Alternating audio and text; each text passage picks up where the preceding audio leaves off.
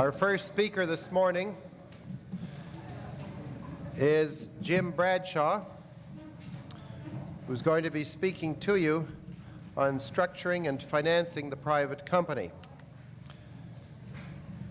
Jim is a partner in Campbell, Godfrey and Lutus. He was educated at the University of Toronto, and at Osgoode Hall Law School he was one of the gold medalists, in other words, the gold medalist for that year. He has many activities, and in the particular, he's been an instructor in the bar admission course. Of course, he has lectured in the March special lectures before.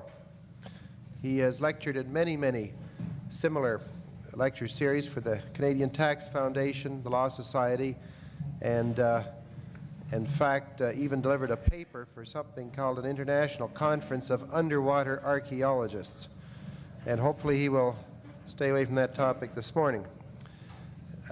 He practices in the area of corporation law, corporate finance, and taxation. Jim Bradshaw. Thank you, Bart. What do we do with this? Just clip it on? Yeah, you just clip it on. All right. Find my time? Is that okay? Yep.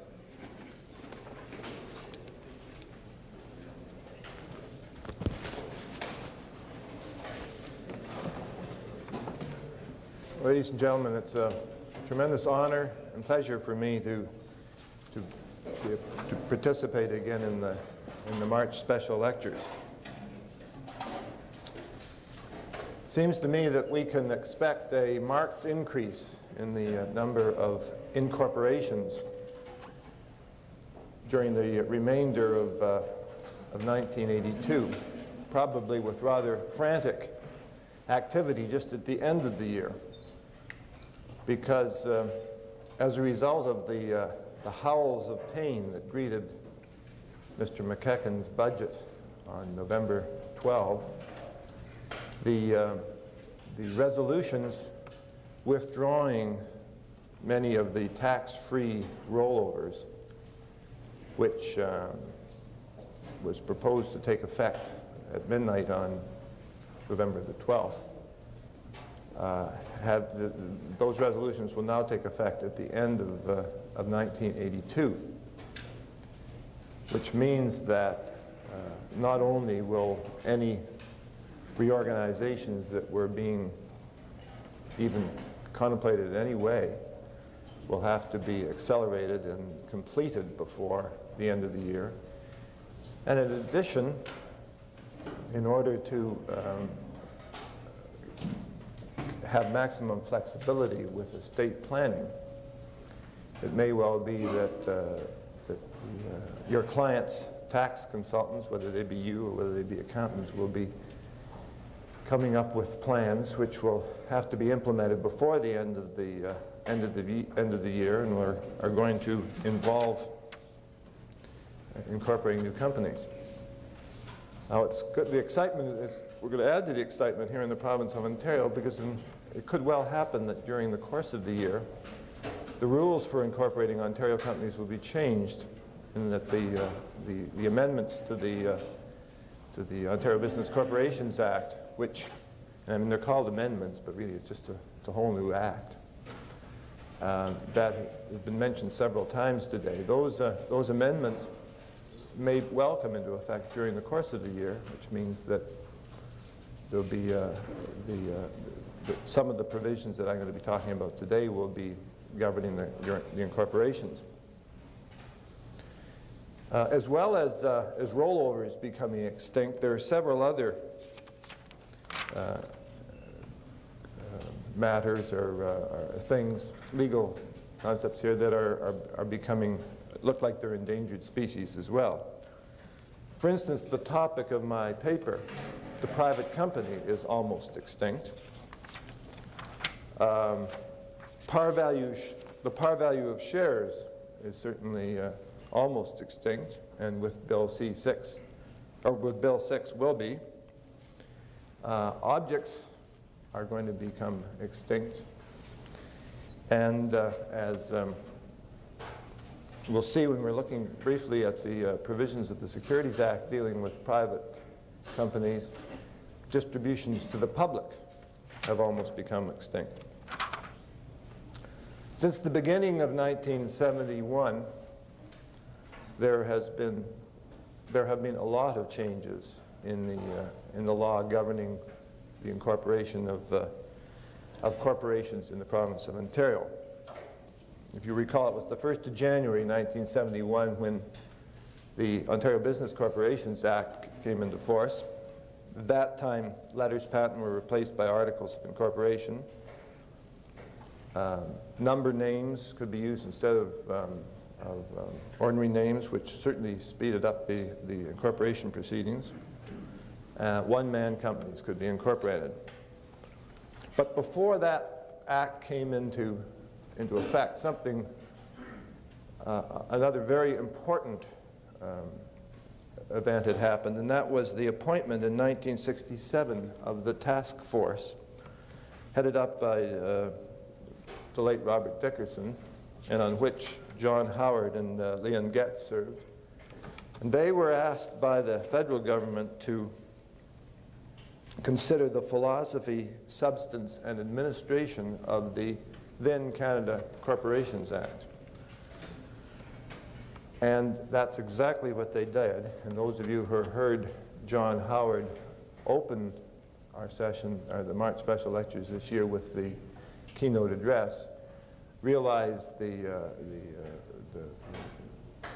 man's ability and his incisive mind, and they weren't afraid to look at corporation law in from a completely new standpoint. So this was part of their mandate, to examine the philosophy, and that's what they did. They came up with a set of comprehensive recommendations, a 2-volume set, which took the form of a draft statute plus commentary. And then the draft statute became almost completely was the model, and was a large part of it was implemented in the Canada Business Corporations Act. And now Ontario is following suit, and you will find that many of the provisions in Bill 6 mirror those in the Canada Act and the Dickerson report.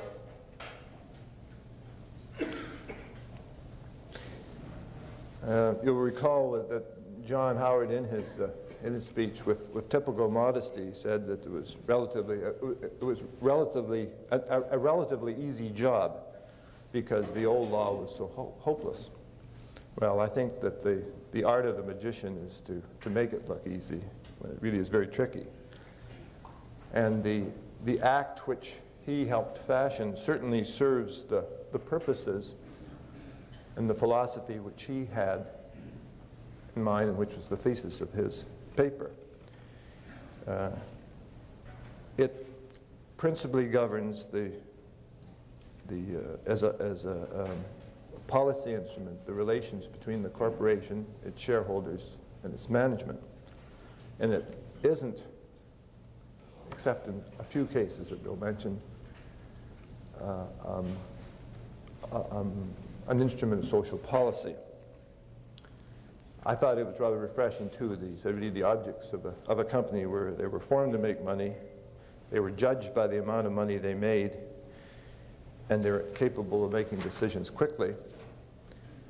And we've heard an awful lot of talk in recent months of social accountability of corporations, but you can certainly see where John Howard stands, and at the present time where the Canada Business Corporations Act stands.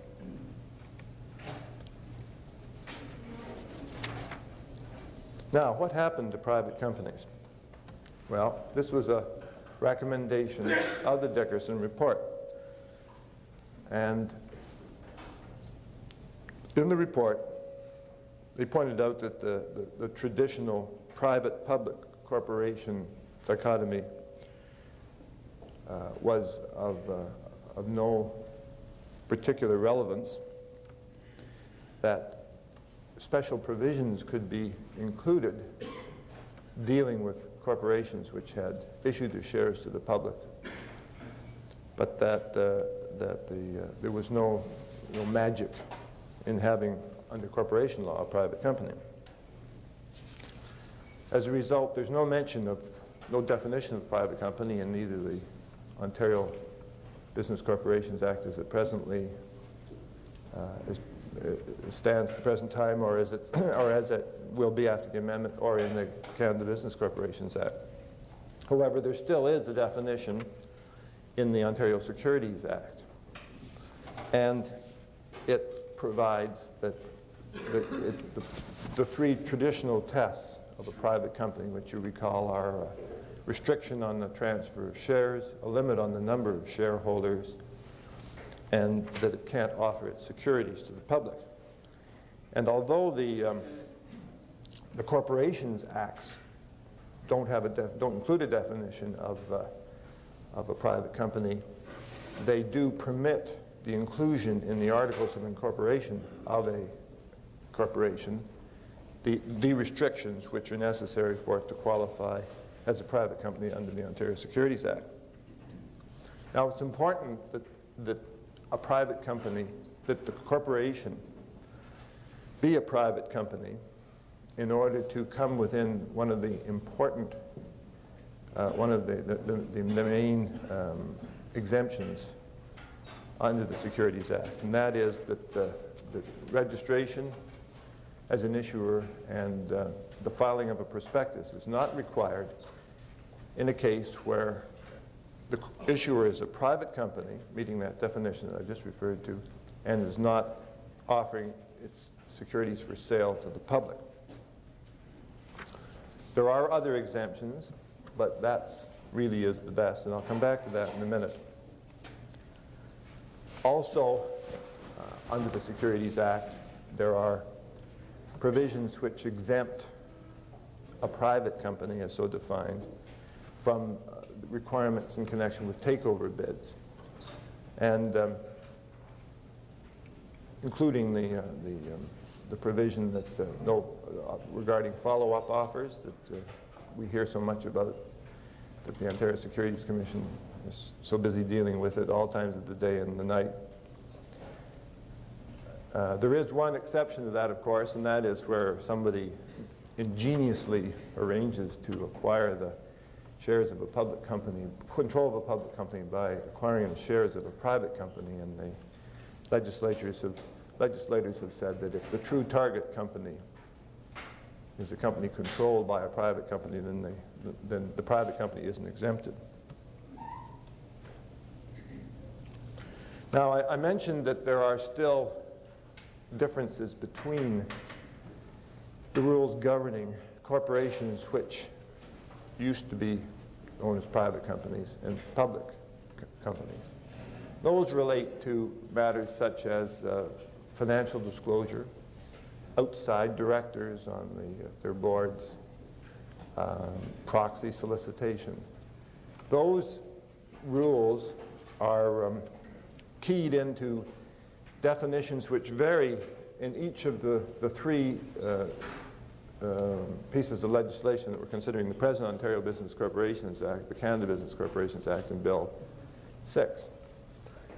They call them different things. In one, they're designated as a body corporate which is offering securities to the public, an offering corporation, a distributing corporation.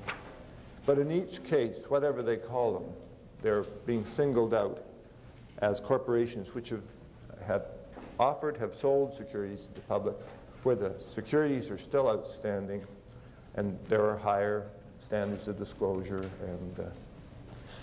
and also they make sure that management doesn't completely control the board of directors.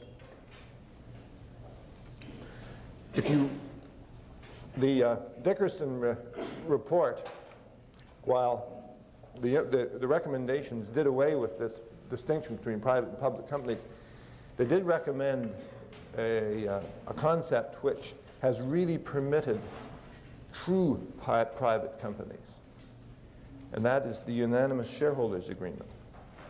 And so it's now possible to, through a unanimous shareholders agreement, to have a true limited liability partnership. I'll come back to that too if I have some time. Now, one of the other, as I said, endangered species were par value shares. And when Bill 6, Ontario Bill 6 is passed, becomes effective, that's going to be the end of par value shares in Ontario because we don't have them under the Canada Business Corporations Act. Again, in the Dickerson report, they pointed out that having shares with a par value was misleading frequently because shares really just represent an interest, a proportionate interest in the equity of the company. And there's going to be no argument with that so far as a company with only one class of shares is concerned, or indeed the common shares of a company with many classes or series of shares. But it isn't true in the case of preferred shares, and particularly preferred shares such as the kind that became so popular until they were noticed by the Department of National Revenue and christened term preferred shares. You know, shares which were almost like debt, where there was a retraction privilege and a dividend rate which might float up and down with the prime, but in any event was structured at half prime plus a point or a point and a half to make it attractive for the banks. And the investment community, and indeed the public at large, I think is having a little difficulty getting used to the concept of preferred shares without par value. However, there's no real problem in structuring the shares to accomplish all the purposes that your client wants. Instead of talking about the par value in connection with the redemption price, you just talk about a fixed, you talk about the actual number of dollars that will be paid on redemption. Instead of a dividend rate, cumulative, non-cumulative, based upon a percentage of the par value, you can have it as a percentage of a fixed amount, or you can actually just stipulate the number of dollars the dividend will be. And that's why you frequently see now preferred shares that are traded. And if you look at the TSE listing, you'll see they've got odd numbers before the preferred shares, and those are the dividend rate for those preferred shares expressed in dollars. So that I expect it won't be very long before nobody really misses par value.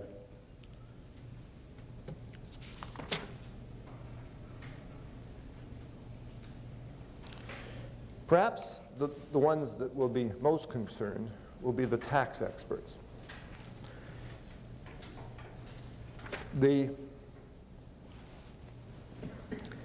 With the changes that have been taken place in the Income Tax Act relating to to stop or to thwart the ingenuity of the tax experts who were able to still get out a few earnings as a capital gain,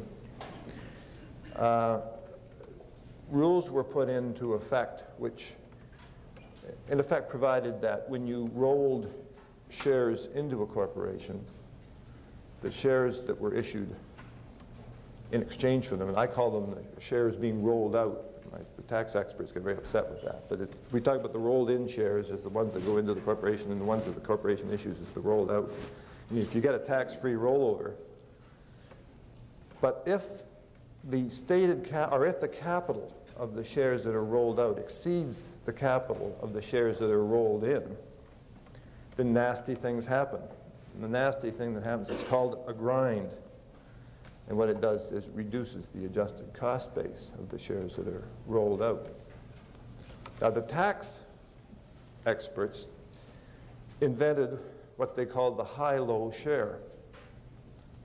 And that's a preferred share that has a par value of 10 cents, a redemption price of $100, and a dividend, cumulative or non-cumulative, of perhaps $10 per annum. Anyone who practiced back in the dark ages with me can recall there was a regulation under the Ontario Corporations Act which provided that the redemption premiums couldn't exceed 10% of the par value of a share. It's rather shocking to find a share that has a par value of 10 cents and a redemption price of $100. So the tax experts have made use of these shares, and as a result, I think that it's safe to say that a lot more corporations have been incorporated under the Ontario Act than the Federal Act in the last few years, because the tax guy says that's what we need. Well, now they're losing them. Fortunately, the legislation permits them to accomplish the same purpose with the stated value. And there's a provision in the Canada Business Corporation Act which was added in 1977, and there is a provision in Bill 6 of the Ontario Bill 6 that permits the corporation to add the whole or any part of the consideration received for shares to the stated capital account for that class of shares, so that if you roll in shares with a value of $100 but a stated capital of only $10, then you can roll out shares that have a stated capital of only $10. You don't have to add the whole of the consideration, which would be the fair value of the shares you're receiving, $100. You don't have to add that all to the stated capital account. You can just add part of it, and you decide, the directors decide how much they want to add. Now, for the taxmen that want their cake and eat it, and don't want to make up their mind whether their client is going to prefer a capital gain or a dividend at some time in the future, and you know, with the rates changing back and forth, they're not neutral. If the rates stay down at 50%, then a capital gain is more attractive. But if the provinces fill the void, not the void, the gap created by the federal rates being dropped, then the rates go up again, then it may, in particular circumstances, be that a dividend is more attractive than a capital gain. They therefore will add to the stated capital the maximum amount that can be added without having a grind. And there's a provision both in the Canada Business Corporations Act and in Ontario Bill 6 permitting at some future date for the stated capital to be reduced by special resolution, and that then allows an amount that is repaid to the shareholder to be treated as a dividend rather than as a capital gain. One thing that eliminating par value has done has eliminated the problems, the accounting and legal arguments that went on over what you did with the excess consideration you received over the par value. If you issued shares, you were doing a second issue, and the market value of the shares, your par value shares had increased, and you ended up receiving more money than the par value. You had to do something with that excess. And you had to make it contributed surplus or distributable surplus or something. And then you had to decide whether you counted that for various tests, such as those under the Canada and British Insurance Act, or whether you could distribute it as dividends. And there was also a problem, of course, if the company had not prospered and you needed to raise more money and only had par value shares, and the market value of the shares was less than the par value of the shares you had to issue. Because at that point, you were really faced with the prohibition that you can't issue shares for less than their par value. In any event, they're going to be gone. Another item that will be gone shortly are objects.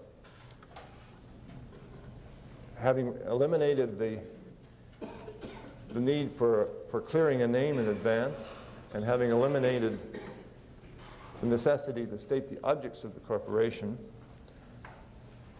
the authorities really have expedited the incorporation process. I guess perhaps drafting the objects was the only place where there was any art left in an incorporation. You can still restrict the objects of a corporation. I mean, now you don't put in objects under the Canada Business Corporations Act, nor will you under Ontario Bill 6. But you can include restrictions on the business that the company can carry on if you want to keep it out of something. This, however, does not, fortunately, reinvent the specter of ultra-virus. Ultra-virus is being laid to rest, finally, in the statutes. Because under the Canada Business Corporations Act, there's a specific provision that says that a corporation has the capacity and the powers of an individual, a natural person. And the Ontario Act will, after amendment, have the same provision.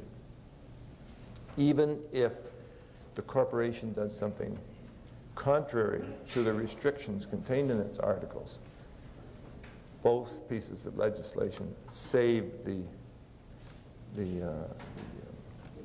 transaction.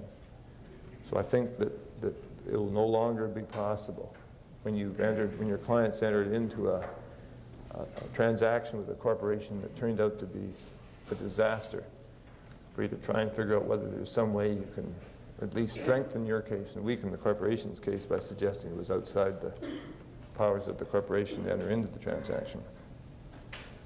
The other doctrine that is being laid to rest is the doctrine of constructive notice, and there are specific provisions in the Act and in the bill saying that nobody has to take account of what's in the articles of the corporation. The next area is directors. And really the change in directors started to take place in 1971 with the Ontario Business Corporations Act. Because at the same time as they codified the duty of directors as a fiduciary and put some duty on them to act responsibly, the gentleman, the Colonel Blimp, disappeared in 71 as far as Ontario is concerned. You have to go to meetings, and you have to exercise some degree of intelligence. At the same time as they codified and increased the responsibilities of directors, they permitted corporations to be incorporated with less than 3 directors, so that you didn't have to have your secretary or your wife or whoever on the board of directors of the corporation when they didn't have any interest in it at all. So that in the case of a private company, it's now possible to limit the board of directors to the very people who are going to have a significant interest in it, or who, because of their professional or expertise in some area, can make a contribution.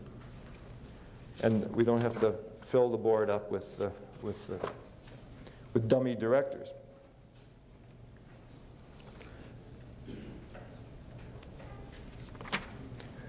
In addition, under the Canada Business Corporations Act and under Bill 6, the directors are going to be able to appoint a managing director.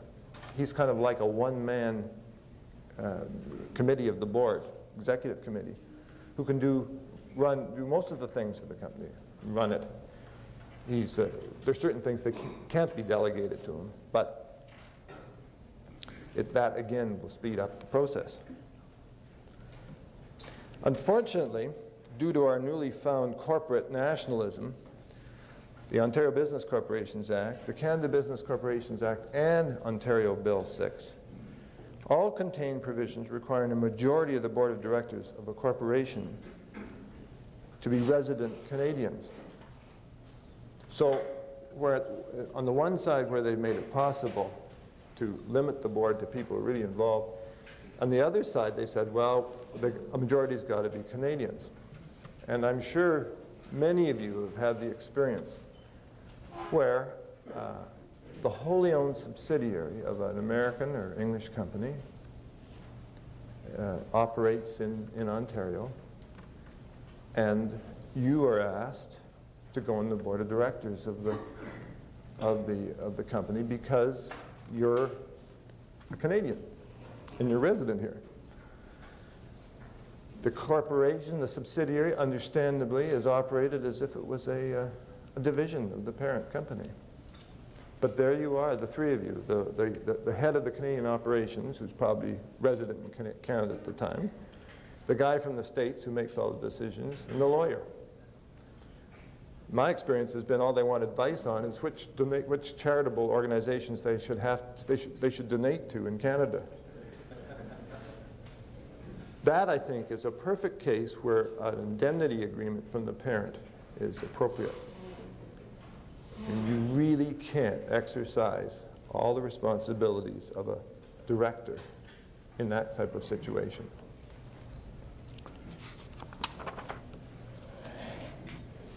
I'd be interested if anybody, afterwards, if anybody who's been in that situation feels that having resident Canadians on the board of a wholly owned subsidiary, and I'm not talking, I shouldn't say I'm not talking about the huge ones. I'm not talking about the ones that, the large corporations, General Motors and things. I'm talking about the ones that we deal with in our day-to-day practice. Whether anything more Canadian, there's anything more Canadian, if Canada is well served by those provisions.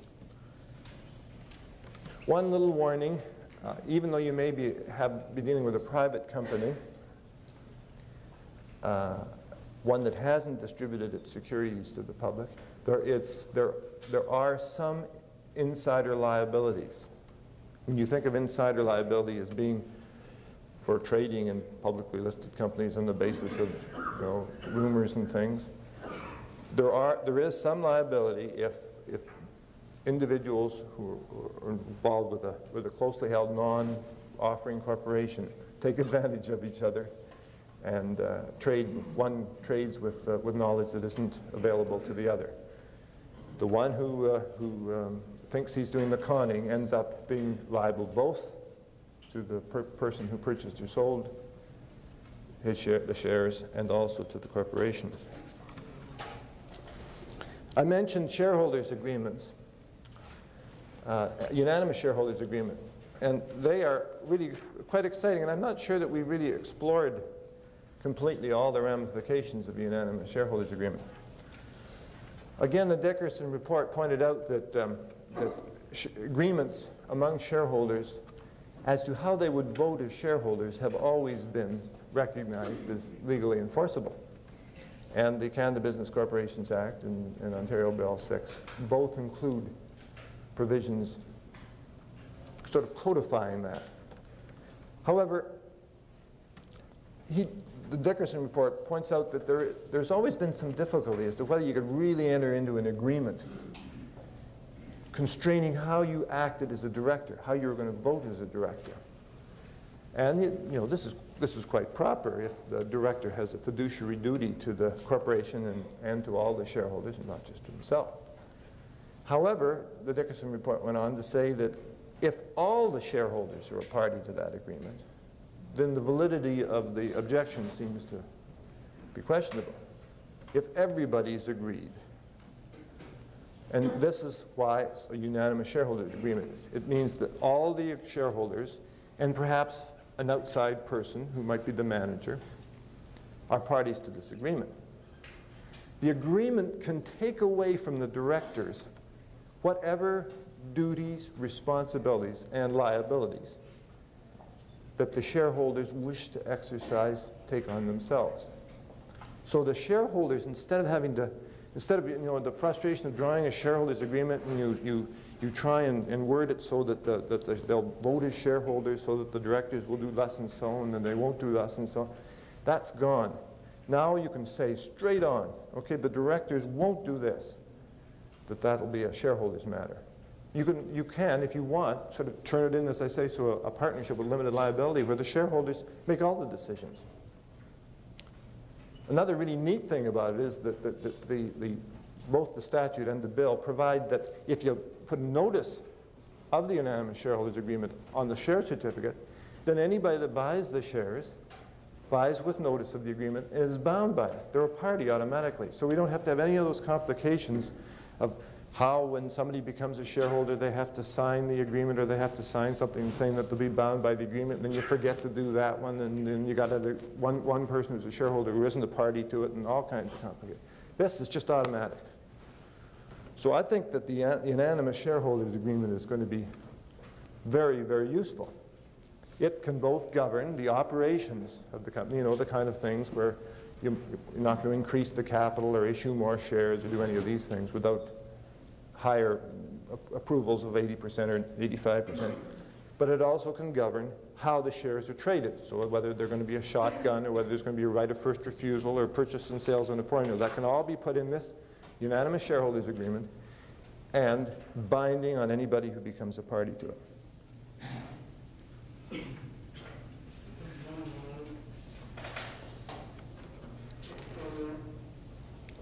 I was just thinking when Stan Beck was speaking yesterday that perhaps the complicated provisions of those shareholders agreements, those dealing with, you know, protecting the minority shareholder, you know, when you've got a big guy and a little guy, or when you've got a group that may gang up on a little guy, they may not be quite as important now with this very broad oppression remedy. It'll be, it's something to think about.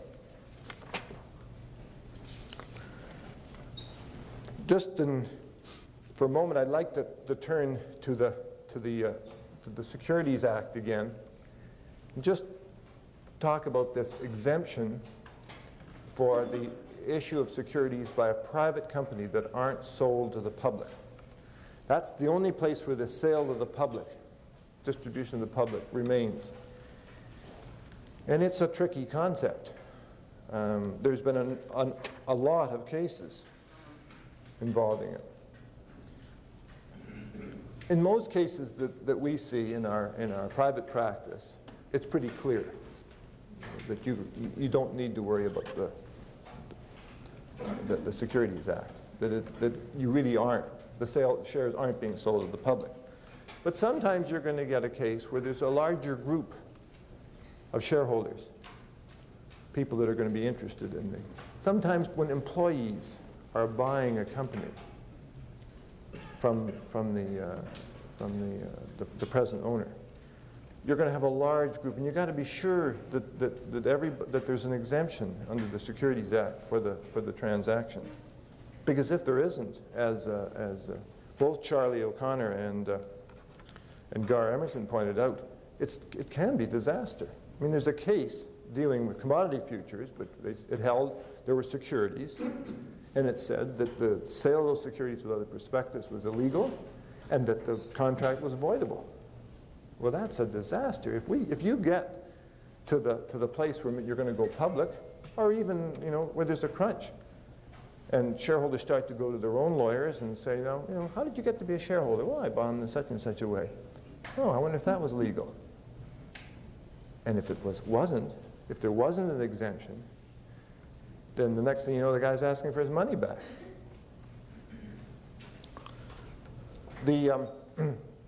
As I say, there are a lot of cases on what distribution to public means. They were decided at a time when that was part of the work and move of the whole Securities Act. I would suggest if you have a tough decision to make, that you have a look at Vic Abione's book on the new Securities Act. He's analyzed it at length there, referred to the decisions, and sums it up by saying there really are two tests. He says persons who were friends or associates of the vendor, or persons having common bonds of interest or association with the vendor, are not members of the public. And then there's this other one, persons who can fend for themselves or need not know the information a prospectus would provide, since they already have access to such information, are not members to the public. You've got to look at each situation. Now, if you're concerned, there are other exemptions that you can fit under. There's the the issue of shares to incorporators. There's the seed capital, which Gar talked about, but he warned us that that was very hazardous because remember he said each investor had to be rich and smart. And if any one of the investors isn't rich and smart, then perhaps the whole issue falls to the ground. There's an exemption for sales to employees, but that one's tricky because you can't sell to employees, you can't make them employees to sell to them or force them to buy shares because they're employees. There's an isolated trade provision. That's a good one, and that certainly is what is used in connection with issuing debt securities for an individual bit of project financing and that type of thing. However, there's a difficulty with all of those in that they only apply once, and that the subsequent sale of the securities, you have to find another exemption. You're still in the closed system. Now, you're in the closed system if it's the securities of a private company, but the same private company exemption applies as long as it remains a private company. So the sales between shareholders are still remain exempt.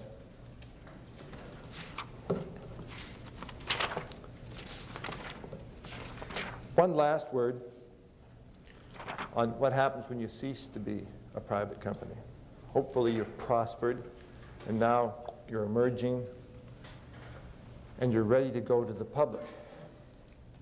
When the company ceases to be a private company, you have to remove the restrictions, or perhaps change them into constrained share restrictions, a la Dome Canada or the banks or whatever. In any event, you've got to change those, and that gives rise to a right of dissent. And I've been trying to think of some way whether it would be possible in the unanimous shareholders agreement to provide for the removal of the restrictions and by contract eliminate the right to dissent. Because remember, when you dissent, you're entitled to the fair value of your shares, and the worst time in the world to be having to pay money back to shareholders who are dissenting would be the time when you're just about to come out of the cocoon and be a butterfly in the public markets. In addition, as soon as that restriction is removed, you're no longer under that nice umbrella of the private company for subsequent trades of the shares. And you're caught by the full force of the Securities Act. And the first thing you have to do is you have to file a form with the Securities Commission to show all your shareholders their names and addresses, and if you don't know who they are, you have to explain why. And in addition, they can look at it and say, oh yeah, that one didn't look too good. Now, what was the exemption for that one? And so they can review your whole history. That's if you're going to take advantage of the public markets, you have to file that form. The other thing is you have to become a reporting issuer. And for this exemption to operate for trades of the outstanding securities, you have to have been a reporting issuer for a year. So you get into the situation where you might want to consider becoming a reporting issuer before you stop being a private company. And you can do that by filing a prospectus when you don't really intend to issue securities at all. Usually, however, I think companies become public companies because they're going to make a public offering of their shares. So what was happen? Oh, I got 3 more minutes. What happens is that they remove the restriction, file the prospectus, and issue either shares or whatever it is, convertible share, pref, or whatever they're going to offer. So that it all happens at once. But the trouble with that is it doesn't pick up the shares that are already outstanding. And so for a year from the time it becomes a reporting issuer, they have to be held by the existing shareholders, or they have to be sold within the closed system under one of the exemptions. I don't think I'll use my 3 minutes. Thank you very much.